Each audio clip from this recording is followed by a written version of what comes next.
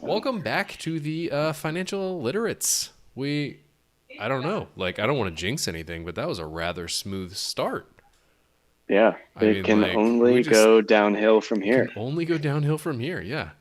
What are you drinking tonight? I broke into my last bit of Henry McKenna. Mm, Cheers. good call. Cheers. Yeah, I'm doing this. I bought this last time I went to the store. Elijah Craig's small batch. How Put it in is it? front of my face so it focuses. Maybe. No, it's not gonna focus. It's very good. Um, so I heard about this on the Whiskey Tribe, which if you're into whiskey, the Whiskey Tribe, the Whiskey Vault, two awesome YouTube channels, hilarious guys that review whiskey. Heard about it on there, like $50 a bottle. Granted, I buy this at a fairly expensive liquor store, so you might be able to find it for like 40 somewhere. I wouldn't be surprised. Apparently, it's a single barrel selected by that liquor store. I'm curious, like how much selection they really do, but I don't know. If Interesting. it's It's a it, very good bourbon, if though. it's like my cousin's stuff, like they actually get samples and can Maybe, go through yeah, and that'd be cool. because I mean, I think this one is this Russell's that I have is the same thing. It's been selected. yeah, it's good though. It's very good. So this is good bourbon. I got the High West Rendezvous over there, and then I got the Monkey Shoulder. So Did you say nice rendezvous? rendezvous. Yeah, the high Rendezvous. Resh Rendezvous. Rendezvous. The rendezvous. So you're not on fire, so that's awesome. I don't know. I don't know if people listening know, but Justin was like nearly burned alive. I think effectively is the story. It was not that dramatic, but Oh, I all right. Well, I mean, you guys can't see it, but if I look out my window this way, the neighborhoods that I'm looking at have all been evacuated because of the recent California fires. And we were pretty much next to be evacuated immediately scenario. that is crazy. Like, so for the people listening, Justin and I were on a call the other day, and he was literally just like doing this out the window, like watching the tankers fly over Yeah, we and dump had on the fire. I got from so backing up. Monday started off just like a normal Monday. Well, actually, not too bad of a Monday. You know, I woke up, had some good coffee, and then I get a notification on my phone that there's a high wind advisory. I'm like, okay, I haven't experienced that in this place yet. This should be interesting. As soon as I look outside and see everything moving around, uh, the power goes out. And in our house specifically, neither myself nor my girlfriend have cell service. So we're basically like camping in a cabin at this point. And so naturally we go to get in and out Of because we course. get What service else do you there. do in California And when we you couldn't, have nothing else? yeah, we couldn't cook lunch. So we are like, let's go to In and Out. Nothing like, we sent out a few messages for work in her school, blah, blah, blah. We get back where I'm just writing for, 2 to 3 hours and then power comes back on. And then we start getting these, they're like official notifications, like the ones that pop up on the phone that are kind of forced through Right. Yeah. that oh, here are the latest evacuation zones for these fires that started. And we're like, what the fuck? So we're checking maps and, it's so early. They haven't even gotten everything up yet. But then we see the map and we're like, oh shit, the neighborhood across the street has been marked for like evacuation warning. We're like, oh shit. So maybe this is kind of real. And within an hour, it was marked as evacuate immediately. so, That's crazy.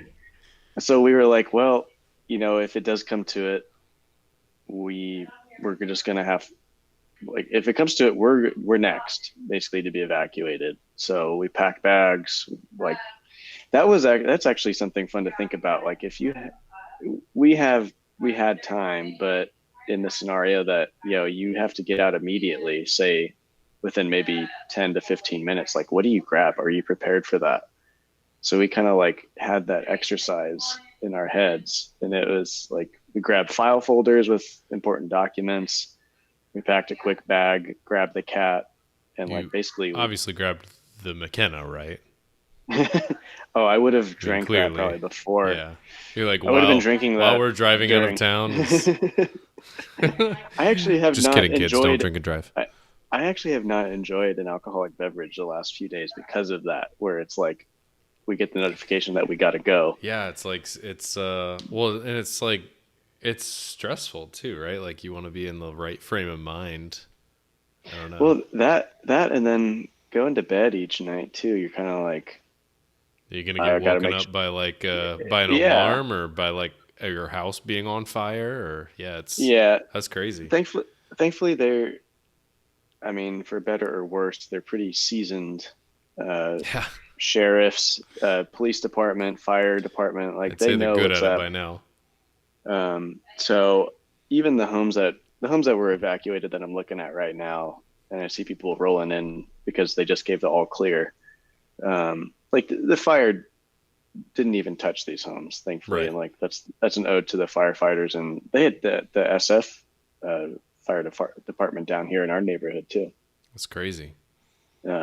And yeah, it was like kind of surreal, but like everything did work out, thankfully. Um, I mean, that's amazing. Like the fires this year are crazy. Like I don't know, in like I don't know how much the rest of the country and sure there's no one from the world that's outside of the country listening to this and that one concurrent viewer. Um but like in California living there for long enough, like fires just are a bit of a normal thing, right? Like they're obviously not good and they're a little bit of a surprise every time they happen, but they are a little bit normal. But this year's different. This year, like the whole West Coast is on fire. Plus, there's like fires in Colorado. It's like it's insane, and I feel like it's been going on for like what 4 or 5 months now. yeah, I've been reading more and more into it because I want to know why. Like, why does it seem so much worse Mm-hmm. than historically? And like, there's a lot of perspectives out there. One of them is that, well, now it's just more widely publicized. Right. Yeah, I'm sure like that's a piece of it. Like I said, That like I is a, think a lot of yeah, the historical fires probably didn't make it out of California news headlines, right? right. But even still, But having there, been in California, like I don't remember a time when there's fires going on for like 4 months straight. yeah, and there were some people had done some interesting research, and they were the part that I kind of fall in line with that proves that it is worse now is that everything documented about fires in California was actually like anything that did break out that was real bad, a while ago was around this time, October. Apparently, it's like it's really dry from summer, and that's when winds start to kick up, and it's Yep. just before we get into winter with the rain. But what happened this year and what's been happening in previous years is that the fires that would usually start in October have been starting in August and September. So instead Wow. of maybe like 1 month of really bad fires, we've been getting 3 to 4 months of consistent fires. Oh, interesting. Now, the cause of that's where you kind of have to really dig deep and figure out, like, you know, how does climate change fall into this, Right, right. and a number of other things. But just the fact that it's documented and we can go and look back that more wildfires are happening earlier, um, is kind of proof that things are getting a little worse. Yeah. Yeah, it's crazy. Like this whole year's been insane. It's like I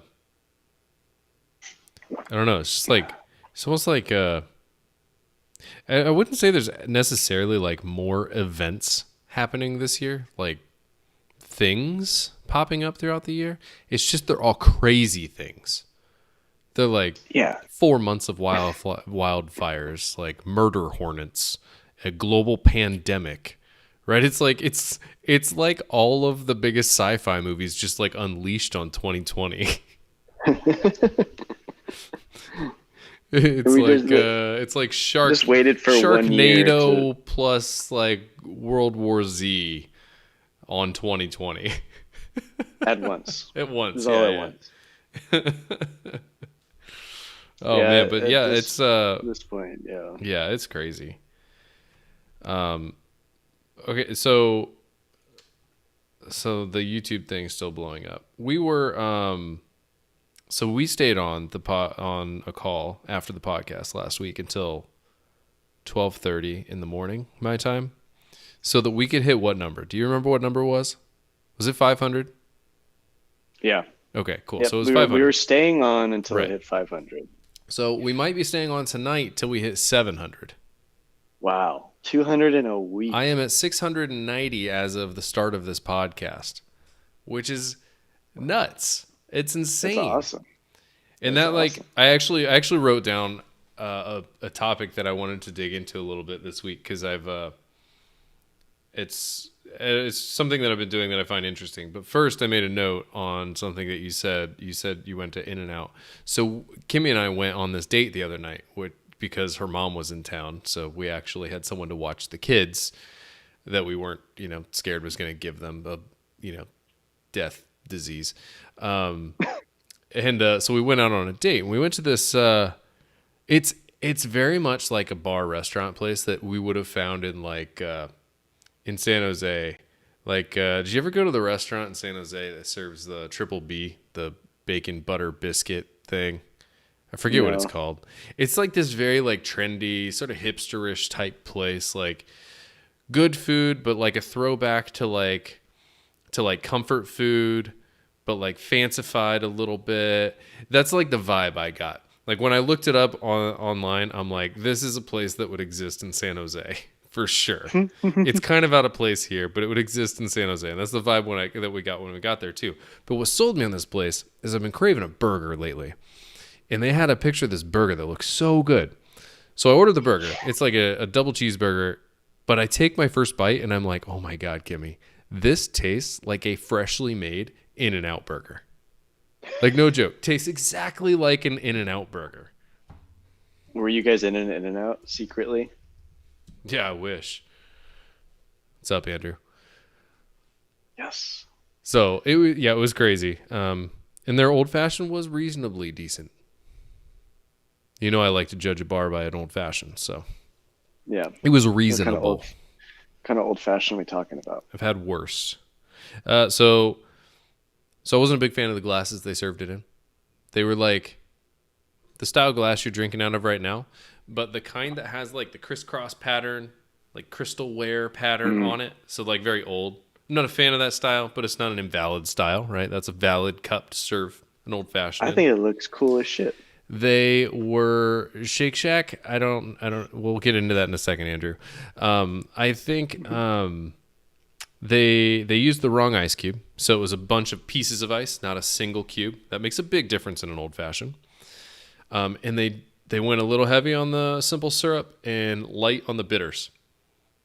But what was interesting, Kimmy's never liked an old fashioned before, but she actually liked this one. So I'm going to try Oh. making her an old fashioned here sometime, and I'm going to go heavy on the simple syrup. Do 2 spoons of simple syrup or something like that, see if she likes it. But so on the topic of Shake Shack, so Andrew's in the chat right now saying Shake Shack is better. I don't agree with that. And I'm not the biggest fan of In-N-Out either, let's be fair, because Five Guys destroys everyone. So Oh, you guys are we'll both just wrong. put that out there. Five Guys destroys everyone, and there's no one that Andrew, can win this argument. So just join. Shake Shack, Just join the live stream now. this and we time can of debate year, this out. this time of year, Shake Shack is better. But that's only because they have This this time one of year. seasonal sandwich. They have a spicy chicken sandwich over the holidays that is like the greatest thing ever. So when we moved out here, it was around this time of year, and we went to Shake Shack because we never went to Shake Shack in California because it didn't exist. And we got this. I got this Christmas cookie milkshake and this spicy chicken sandwich, and they are both amazing. The Christmas cookie shake, I knew that was seasonal. That's pretty obvious, right? The spicy chicken sandwich, I didn't know that was seasonal. Eventually, they just took it away from me, and I was upset. Oh, And I haven't liked that's anything mean. since. They just took it away from you. See, my problem with Shake Shack is I feel like I pay too much for what I get. If they cut their prices by like 30%, I would like Shake Shack much better. It is a bomb That's sandwich, why- I know, Andrew. It's like the best sandwich they have. That's why I was so upset when they took it away. Yeah, I've never had. I'm gonna have to try it there just because that might change my mind about Shake Shack. Andrew said, "Don't care, I'm rich." Is You are rich, Andrew. You are. You make more than anyone here. it because of people with the It's referral code funny we had Andrew on the Andrew227? podcast. We didn't talk about how rich he was. Okay, so I had this topic that I wanted to talk about tonight. So on the YouTube topic, right? I've been I've been on YouTube for 3 years. I posted a tweet about this earlier. Been on YouTube for 3 years. Got basically no traction, right? Like barely over 100 subscribers in 3 years. Most of that is because it was just like sort of random, non-focused content, not a whole lot of like specific value out of it, all this and that, right? But I did a lot of daily vlogging, which built up my skills in like fast editing and things like that. I was focused on photography and cinematography, which built up my skills there. So I have all the video production pieces done, right? Like that's why my set looks like this. And I love it, except for this. I don't film like this. I film like this. So if you don't subscribe to my YouTube channel, go subscribe to my YouTube channel. And Smash I that won't like have a button. mic in my face because it drives me absolutely insane. I do it here because we get that nice crispy podcast sound. Anyways, I'm diverging again, like we do here. So I recently, as you know, was contemplating whether to step up from one a week to two a week videos. My biggest concern with that was being able to come up with enough ideas to put out. Jesus. Trey is now putting out at least twice a week. And I got to come up with ideas on how to do it. So it's pretty creative. You should have another video how to put out twice a week. And then, so then the next piece of it is you come up with the idea, right? But then you need to put the right thumbnail together, the right hook in the video, the right title, all that stuff. But the hard part is like putting enough valuable content in there to tell a story and to fill basically 5 to 10 minutes of time, right? Like that's not an easy thing to do. And all the while you have to make it interesting to someone that doesn't really give a shit about what you're talking about, right? Like I just made this video on the 4% rule. I've had on my list the 4% rule forever, but I couldn't ever come up with an interesting way to frame that so that random people that weren't explicitly searching for the 4% rule would give a shit about, you know?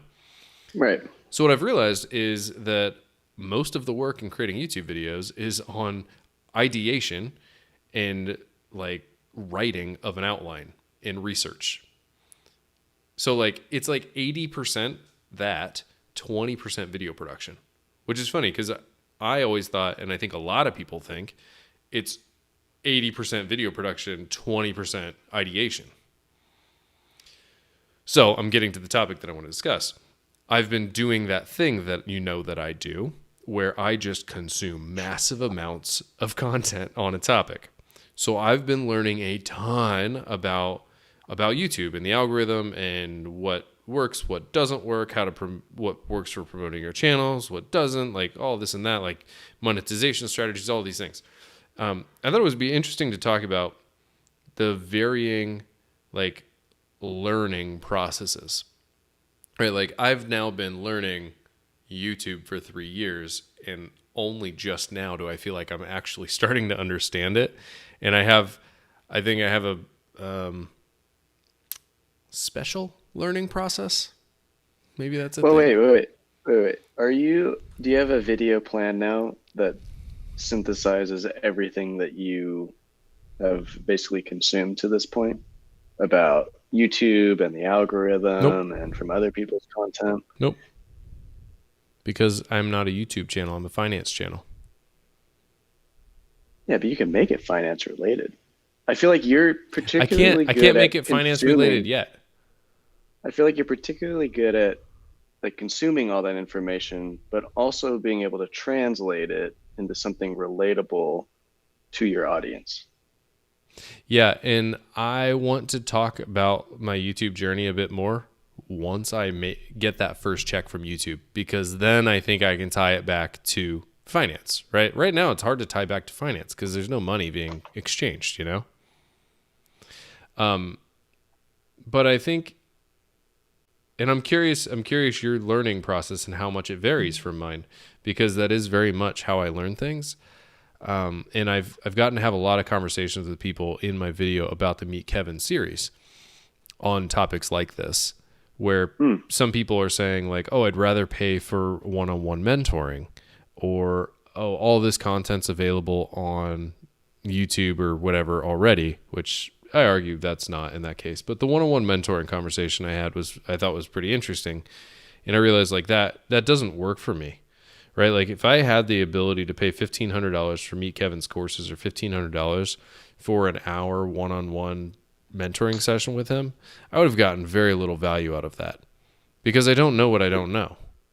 And he doesn't know what I don't know. You would have gotten very little value out of the mentoring session. Yeah, the mentoring session. Yeah. Okay. I've gotten a ton of value out of the courses, and you can check that video out on my YouTube, which, by the way, is only 2,000 views away from passing your most viewed video. We're not there yet. Holding on to that one. Let's see where we're at. Pretty close. I think my only other milestone is my Amazon affiliates earnings. Yeah, what are you at on that? Because I'm targeting that next.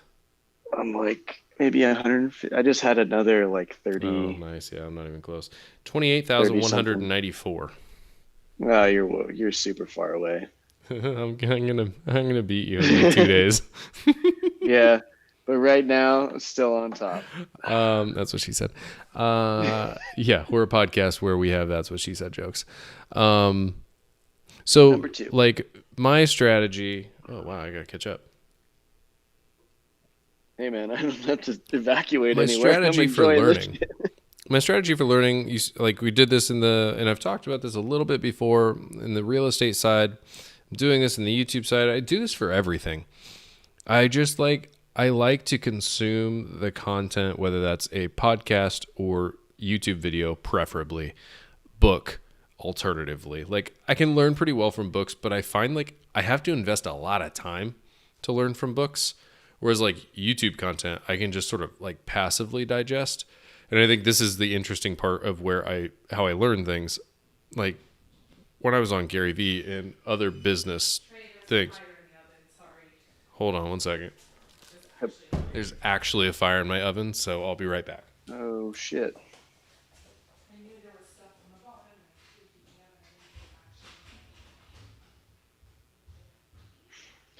Well, Trey's gone. I'm just gonna enjoy this glass of whiskey.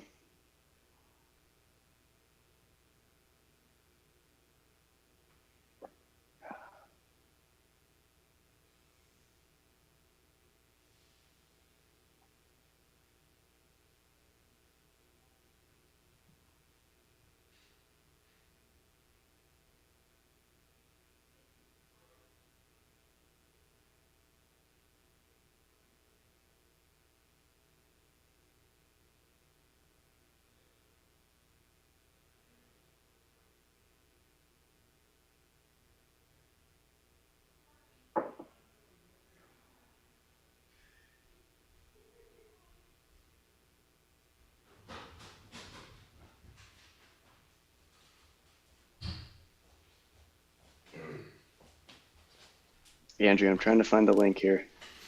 Back to our regularly scheduled programming.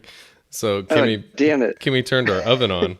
It's a really old electric oven, and it apparently had something on the like heating coil down there, and got on fire. Like there was actually flames in the oven. Oh, the irony. Holy Yeah. shit. I know, right? Like we were just talking about you almost catching on fire, and turns out it's gonna be my house that burns down. So it's And simple, here I just throw was, some water on the flame sort of situation. You know, same thing they do in California. Here I was about to add Andrew to the meeting link. I know, I saw that. Okay, so Yeah, So- is this a new way for you to get a kitchen? That's a great point, Andrew. my new kitchen, yeah. So yeah, the way that I tend to learn, like to learn things, I should say, is like when I was learning a lot of, the business stuff and things like that from Gary Vee, I would just like watch all of the content. but sort of in like a passive way. Like I'm not sitting there actively watching most of the things. Some of the things I am, but I watch it from multiple different people, right? Like I'll go really deep on like Gary Vee content, and then I'll go really deep on Grant Cardone, or I get really deep on the Bigger Pockets content. I go really deep on Graham Stephan or Andre Gique or Meet Kevin, right?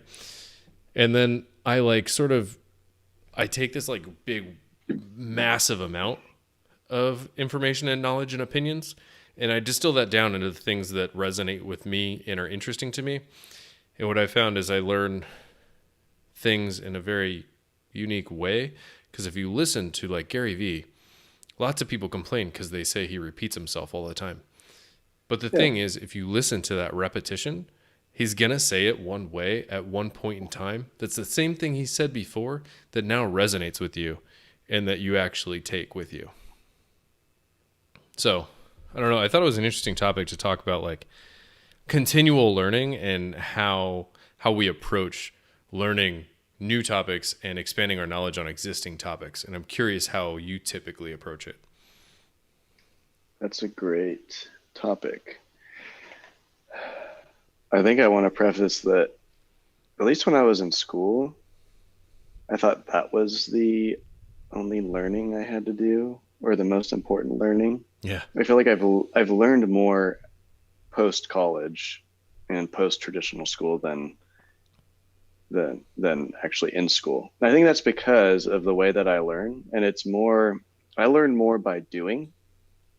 So it's more so like I can consume, for example, the car control clinic that I made a video on last week. Go check it out. Just into driving. That's a prime example of something that I've consumed content on, seen people do a number of times, but it wasn't until I actually did it that I felt like I had actually had any knowledge of the skill. I think there's a point where it's like consuming. I think that's actually where I start too. I go deep on something. I'll consume a lot of content. But until I actually jump in and try and do it myself, whether it be a type of investing, a type of driving, a type of creative outlet or art, even something like me swapping out my power steering stuff this past weekend. Yep. Like I consumed and I'm going to be making a video about it because I consumed a number of articles and videos about how to do it. But that only gave me an understanding of how to do it. It wasn't until I actually tried to do it and did it that I had a knowledge of that skill or that ability. And I'm curious, do you find that you could watch this, or let me say consume, because it could be like a podcast or a book or something like that, consume this one piece of content about a topic, and then you go and try and do something related to it, and only then, once you consume that content, does it actually click and become like relevant to you? Because I definitely feel like I've experienced that before too. Because I'm like you, like this is why like computer science was never going to be a major for me, right? Because it was never practical enough. So that's why school in general was always so hard for me, because it's never practical enough. Like I need to have a problem that I'm solving in order to learn a thing to solve that problem. I can't just learn a thing to have it as like a tool in my toolkit, you know? I've just never been good at that. And I feel like consuming content is I have the same sort of thing. Like I can consume some content. I can find it interesting. I'm realizing that everyone just got to hear my do for my calendar event that says go to bed. I didn't hear that. No, you didn't, but everyone else did. Because of the way OBS has to do microphone stuff. But I can watch a piece of content and find it interesting. Like I think a lot of the stuff on like property management and real estate is something like this right now. I can find it interesting, but it's not until I try to do something when I can now actually consume that content and see the important pieces, maybe is the best way to frame it. I'm curious, does that ever happen to you? Yeah, all the time. It's very much the same. Like as you go through and do it, you're kind of it's like a game. You kind of unlock new levels. Yes, exactly. As you go through and actually do it yourself.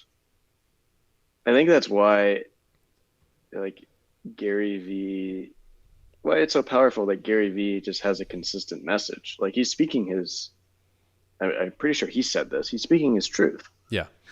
Yeah, and I Like think you can't just keep if he keeps saying new shit, then I think it's honestly bullshit. If he keeps saying the same thing, then you know he's consistent, and that's what he holds as truth. it is, and I think that's something that I feel a lot that people they'll consume like the content of like one person, like Gary Vee, for example, really deeply, and then they reject the content from everyone outside of him.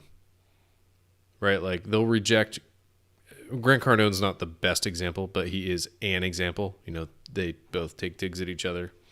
Grant Cardone significantly more than Gary Vee, but they'll reject him because of that sort of dispute and his massively different views on things. And I think that's a big problem. And we've talked politics a couple of times in this podcast, but I think you see the same sort of thing with like the sort of like party mindset in politics, right? Like I'm this side, so I reject everything outside of that bubble. And I think you see the same sort of thing in learning. For me, like, are we doing multifamily like Grant Cardone says is the law and the truth? No, we're not. But there are lots of things that I took from him.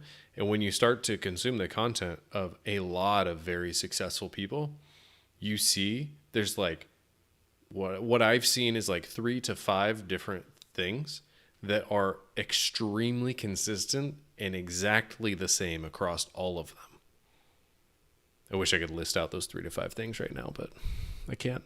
That would be a great video. One is work ethic. It would be a good video. It's a little off brand, but I mean, what would we brainstorm as those 3 to 5 things? Like you said, work ethic. work ethic is a big one.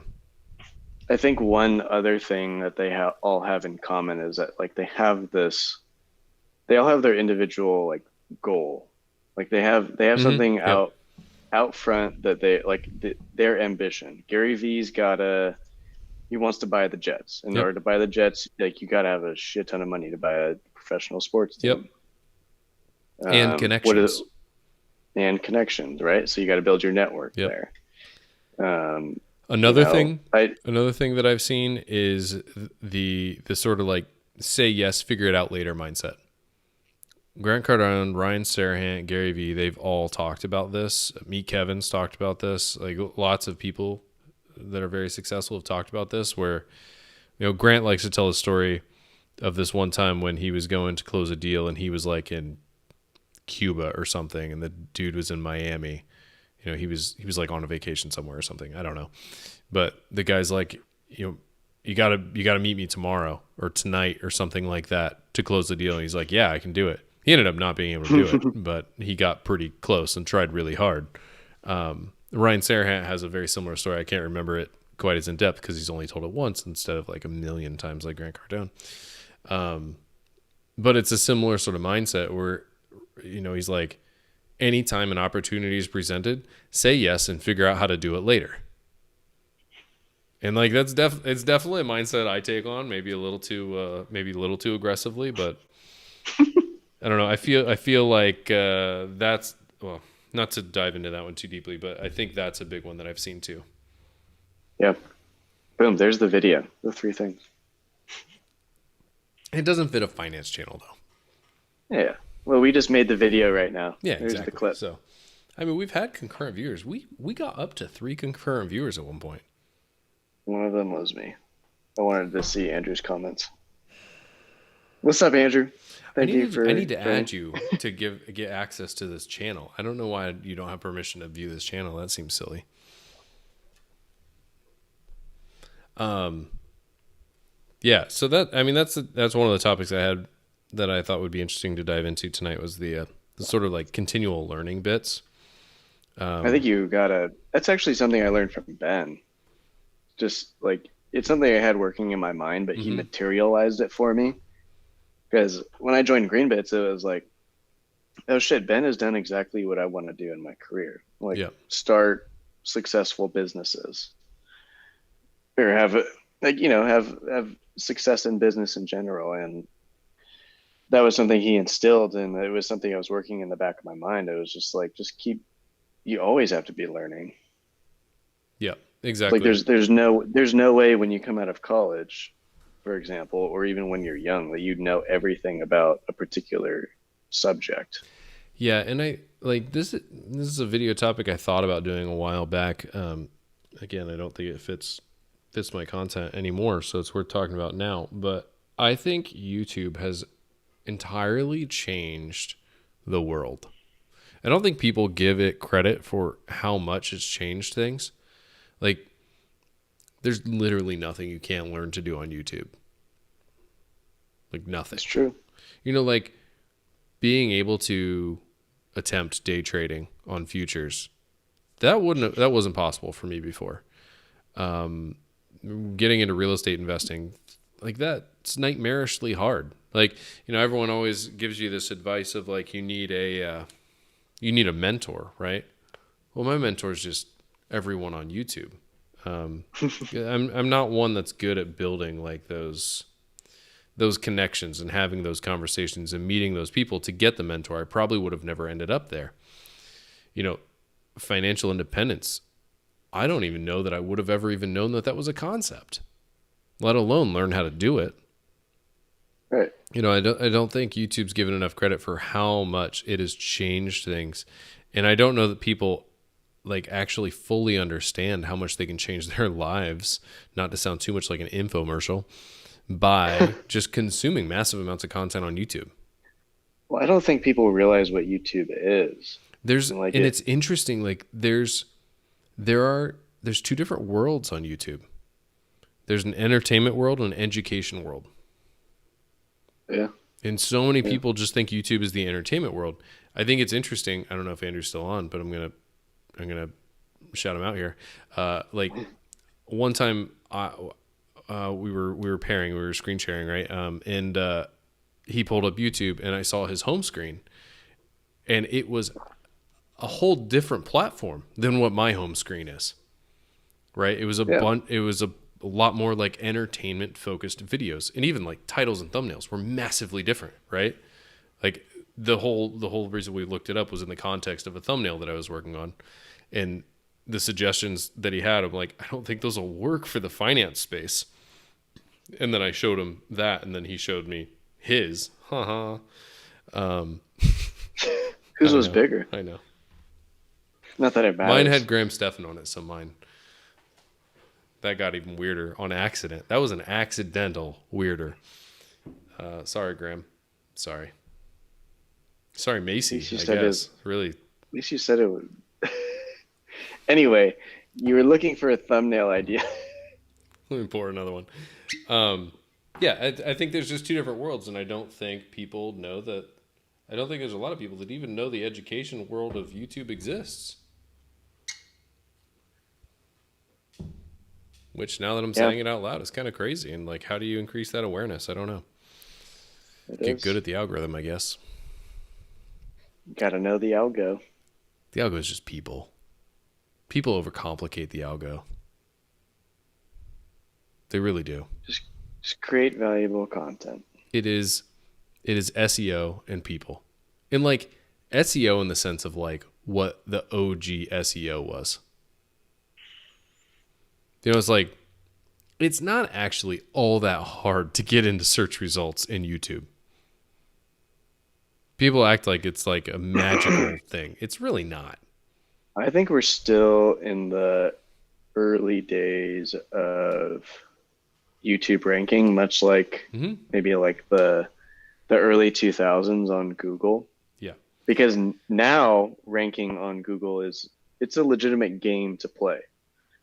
There's certain criteria that if you publish a blog, like it's got to fit a certain criteria in order to rank. Yeah, and I think the YouTube is a lot simpler just because like they don't have to be as complex there because there's not as much to to sort through, like a blog on one topic, there are millions of blog posts about the one topic where there might only be like tens of thousands of videos on the one topic. Right. And so like I think search is a lot easier to get into. We're now diving down into YouTube creator land here, which we like to do in the last few episodes. But what is harder is to get into like the suggested videos or the up next or the home screens of people. That's a lot more Hmm. difficult. That's where a lot more growth comes from. But getting into search is actually not all that all that difficult, to be honest. You It's a know, game. literally one of my first finance videos got into the search algorithm. That's where the Ally Bank video took off at. Yeah, It's you saw that early on. yeah, I sent you a link. Like I got Meet Kevin's YouTube course, which you got as well. And Yes, thank you. Thank you for gifting me the YouTube it, course dude, of my dreams. it's one of those things. Like it's so valuable that if you want to do YouTube, you should just get it. And it's like for anyone listening, like it's not that expensive for the value that it adds, I think. And then Well, I on, think actually this yeah, goes back to the learning hmm piece that we were talking about earlier. Like learning from people. This is exactly why I had no like hesitation to be working with Ben early on, was that like working with people who have actually done the thing that you hmm want to do, because they maybe they know the three things to do and three things not to do because they've actually done it. And that's where I think Kevin has provided a lot of value in his yes, courses, is that, and it makes him credible because he himself have like he knows the algorithm, he knows his content formula, hmm and he knows how to create valuable content in general. So it's like paying for that course, it makes sense because you're learning from someone who has done it before, and like there's actual validity to it. yeah, and like a lot of that in this research that I've done is what it's more doing is more, and I think we saw this on the real estate side too, is more just solidifying the ideas we already had, right? Like my Ally Bank video, that was what he would call a Trojan horse video. It was getting into a search trend that was happening, Mm-hmm. which is another big thing that I've started researching on. I sent you that video from Think Media earlier that was really good. I like 20 to 30% of the videos that I see from them. Like a lot of the like how to grow in YouTube videos are like, cool. That's the same thing everyone else says. Like you didn't actually tell me how. You just told me like title and thumbnail matter. What about those Who matter? doesn't know that? Yeah. That video was really good though. It was talking about like trend surfing was the concept, which is really interesting. Gave you a bunch of like practical ways of like identifying trends and things like that. Because I've been like really focused on ideation lately because I'm scared that I'm going to run out of content for 2 a week. I don't know where the hell I was going with that. Why do you think you run out of content at two a week when you were previously making one every day? Because I didn't have actual content one a day. Is that because it's the vlog style? If you go back and look at those, very very few of them actually had like value they were delivering. And I bet that could be a fun exercise. Ideation for like a month's worth of content. I think I'm starting to get it honestly. I'm after today I'm far less concerned. And actually I think I've come up with some really good ideas, to be honest. I think two a I'm week pretty is excited about some of these ideas. And if I don't want to get ahead of myself, right? I told myself I'd do 1 to 2 months of 2 a week and see how it goes, but I could theoretically do 3 a week. Because like I said, everyone thinks the editing and all that stuff takes a bunch of time. It doesn't. yeah. Like I can start at 9 a.m. and have a video recorded, edited, uploaded with description, title, thumbnail, tags, everything, and scheduled by noon. Consistently, I can do that as long as I have the outline already written and the idea there. What I have to have in order to put an outline together is I have to have a compelling title and a hook. Basically the first 5 seconds of the video, which, as you know, the latest video I worked on was rather difficult for me to come up with a hook that I liked, which led to me not liking the video as much, but that's what I have to have. But if I have that, like the actual video production part, that's really easy. Like my camera's just mounted here. You know, my lights are on a remote control. I just need to make sure the house is quiet enough. And then I put my microphone here. I record that on the computer. I hit record on my iPad to control my camera. And then I transfer that over, edit it up, and upload it. Like, it doesn't take me that long. So It's a scalable process. exactly. Now, the only thing that I have to be careful of is what I found is if I let an idea sit in my idea list too long, sometimes I get less excited about it. And if I'm not excited about it, I can't make a video on it. Or I should say, I can't write an outline on it. And then if I write an outline on it when I'm excited and I let that sit too long, sometimes I can't film a video on it because I'm less excited about it. So like, I have to be careful not to like let those things like go too far out. So like at this point, I almost don't want to come up with any more ideas because like they'll get stale. But no, it's a lot of like spending time on just figuring out how to come up with the right ideas right now, which I'm excited about. A lot of the ideas I've come up with. One that I'm actually interested to talk about on this, maybe not this podcast, but a future podcast, is like what Biden's 401k plan will practically do for our 401ks. It's headlines that I've seen, but I've never really dug into it. It's actually fairly interesting when I started digging into it very, very briefly today, so I'm not going to act like I'm any sort of expert. But basically what he's proposing, so what the current world is you get to do tax-free money, right? So the money that you save is effective, like the tax, we'll call it a tax credit that you currently get is proportional to your tax bracket.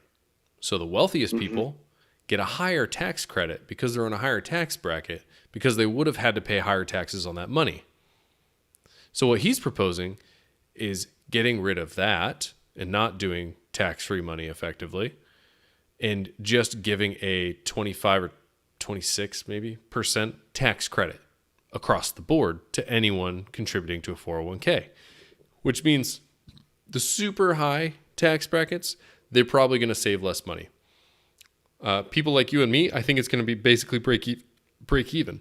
But people further down in the lower income levels, they're actually going to get a lot larger tax credits. Which, I don't know, it's interesting. Because like people in lower tax brackets are going to get a lot more money back. And I don't think it super negatively affects. I haven't ran the numbers, of course, on like my numbers or tax brackets above my numbers, but I don't think it's got like such a significant impact that you should necessarily oppose it. I think I don't know. Right. That's like one of the video topics I come up with today. That would be great. Coupled video topics playing off the election right now. Because like myself, and I'm sure other people, surfing. Exactly, like myself and other people aren't following that closely to actually dig into what the changes would be. Right. And how it's more so, it's like the real value comes in with the line of how it affects you, like actually digesting the information and then communicating how it affects people in the certain brackets. Yes. Because sure, you can look at it and say, all right, it changes this way for this tax bracket, this tax bracket, this tax bracket. But then I feel like most people won't be like, well, fuck, like how do I know how it actually affects me? Yeah. Yeah, exactly. Like most of my videos, I'm going to run it against my numbers and show how I do that. And then you can extrapolate that to yourself, right? Like that's what I did with my, is that video released yet? No, that video is not released yet. The problem with scheduling videos ahead of time is I don't remember which videos are released and what's not. But I have this video coming up about the 4% rule, right? And so the creator of the 4% rule changed it to 5%. He also said 7% is the average. So I ran the numbers against my retirement goals of $180,000, and I showed the math to do that. Ran that at 4%, 5%, and 7%. And then I also analyzed, back to 1986, 5% versus 7% returns. It was very fascinating. And TLDR is I'm going to stick with 7% because I'm more risk tolerant and it actually looks pretty damn good. But I'm going to basically take that exact same approach. Is like, how would his 401k change affect me, and how do I calculate those numbers? Right. Actually, I had the first request for a spreadsheet today in a YouTube comment. The tray sheet. You guys need to request more of these because these tray Someone sheets asked are for the valuable. one that I did on the emergency fund, where I track my emergency fund accounts basically, which wasn't in a spreadsheet all by itself, but it is now. Link is in the description of the video if anyone's interested. But he asked if that spreadsheet was available. I'm like, no, it's not. I might be able to make it. And then I'm like, well, I can just like copy and paste it over and tweak a couple things and mark it as public. And then I replied, I'm like, here you go. So, dude, the tray sheets are real. Honestly, like as I think about like my YouTube business, I think in the future, spreadsheets are actually a product that I sell. I think so too. I think you could sell those. But we're a little ways out from that, I think. I haven't had I'm basically waiting for enough of those requests in order to turn it into a thing. I don't have enough of those to justify the Shopify cost yet. I see. You know, like once I get enough of those requests, then I'll set up a Shopify page and most of them will be free. And then I will probably start to generate some that are more like premium and paid. You know, like I have that one spreadsheet that basically manages all of my monthly finances entirely. That could easily be generalized and sold as an actual product. But anyways, finance stuff. I feel like we've been a lot on like personal development type stuff tonight. Do we have what time are we at? Are we we hit some good finance stuff. Hey, we're almost at an hour anyways. Yeah. I don't want to do another hour and a half because I got to watch through this thing again another couple of times in order to do all the stuff that I do with it. Oh, okay. So, finance topic. Those markets, though, right? And I have not been paying attention this week. What's happened? What happened this week? Did you see? All right. So I posted this thing. I saw it on Wall Street Bets. Of course, I saw it on Wall Street Bets because all the best people search Wall Street Bets. Hold on, let me pull it up. It's this post on Wall Street Bets. This will explain to you what's been happening. I'm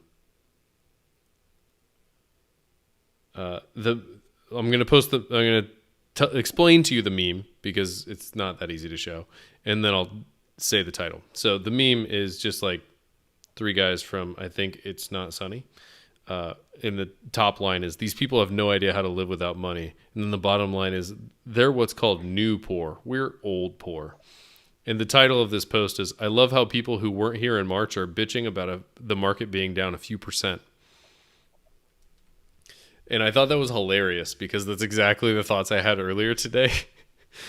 Because the market's been pretty down this last week or so. It's been down quite a bit. Quite a bit. But I just looked. And yeah, it hit like down like 3% at one point today on the NASDAQ. But I saw the down 3%. I'm like, God, do you remember those times we were hitting circuit breakers every day? Dude, do you remember like that? 2 or like 3, we were hitting yes. 5 to 6% down on the S&P like 3 days in a row. Like it got to be to the point where it was weird to not hit the circuit breaker. Well, I remember those days in March, and I just would stop checking. Well, those days in March is when I invested. Well, that's my next video that's releasing on Friday is how I made $30,000 during the pandemic. I invested, I think it was like $20,000 on March 16th. That's the perfect time. It was a week before the perfect time. Oh, so not quite, but by now it's definitely recovered. Like it looks like I was really smart. It's like you planned it perfectly. I mean, I had a suspicion that we were near the bottom, right? Like I did some technical analysis, however accurate that can be from someone that's not a pro at it, against the 2008 crash, and it was roughly in that range. But I had no real way of knowing what is that nonsense. You're gonna follow a McKenna with that? Dude, I finished. I should kick you off this podcast. I finished this. You haven't had this yet, have you? Wait, so you're out of whiskey?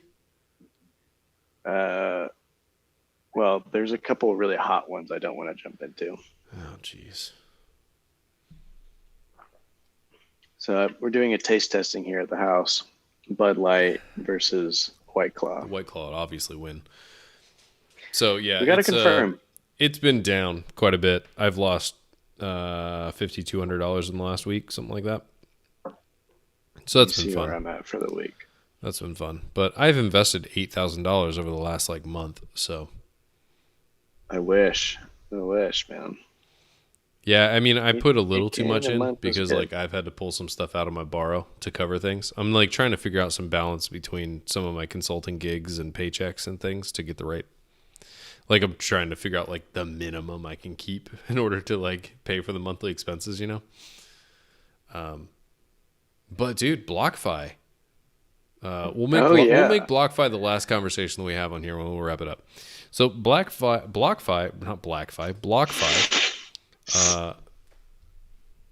I'm gonna. Oh wow, that shows up on that screen. Okay, sorry about that, guys. BlockFi. I'm gonna go ahead and grab a link that's a referral link, and if you sign up and deposit, we both get $10 in Bitcoin. But BlockFi is a crypto based savings account. It's the best way I can describe it. So you're able to deposit crypto. For me, I deposited USDC, which is a stable coin against the dollar, which is effectively guaranteed almost 1-to-1 with the dollar because every USDC is backed by an actual physical US dollar. So I'm not even playing the crypto thing. I want to learn a bit more about the actual risk of this thing and understand that a little bit more because I'm sure there's some sort of risk, right? There's got to be a catch. Because if you take $100 US, you convert it to USDC on Coinbase, and you transfer it over to BlockFi, you'll end up with a BlockFi account of $100, and you will earn 8.7% interest on that. That's unreal. That's the return of the stock market on average. It's better. 8%. It's better than the return on the stock market. It's So wait, what's the insane. catch? What's the catch? I think the catch is no one's doing what they're doing yet.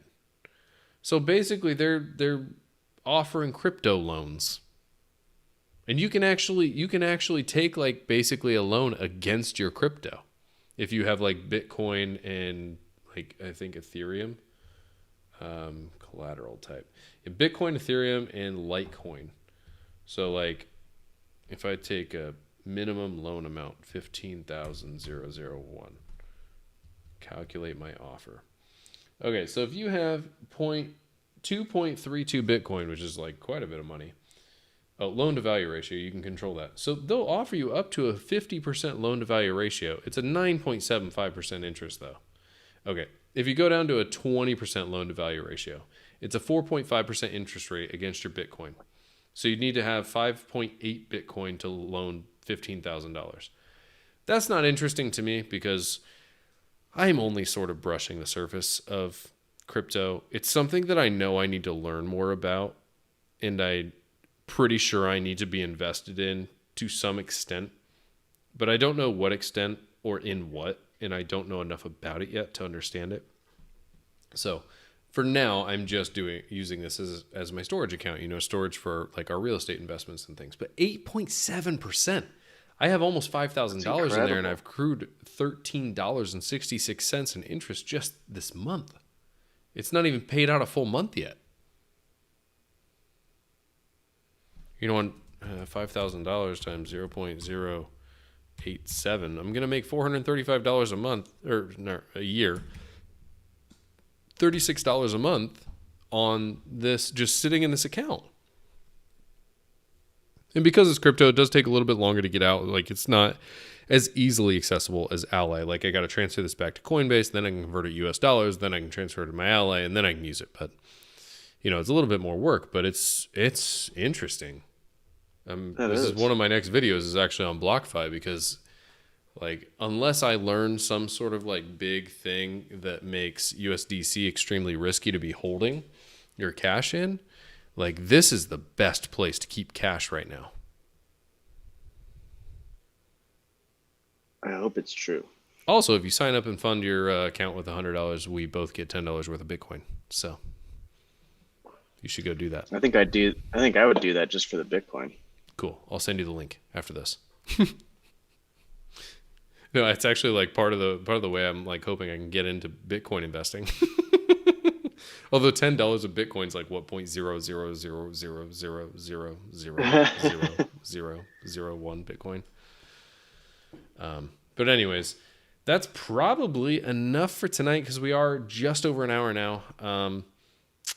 Thank you everyone for tuning in, and anyone that watches this after it's live. We are always live 8:30 p.m. Eastern, 5:30 p.m. Pacific on Wednesdays, and that has become pretty standard in specific, so that has been nice. As always, you can reach us on Twitter at Gustin Jabril or Trobrock. We both have YouTube channels. Links are probably in the description. If not, it's just Trobrock or Trey Robrock and just into driving.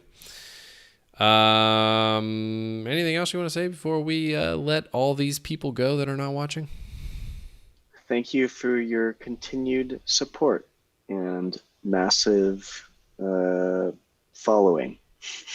That could have gone anywhere. It really could have. Yeah, and if you have any topics that you'd like to discuss, let us know. We are here, and we're looking for guests. And I honestly don't really care the kind of guests we have. So if you're interested in coming on a live stream and drinking some whiskey, let us know. All right, so that's enough rambling for the end of this podcast. We will let you guys go, and we are going to get back to drinking. Bye.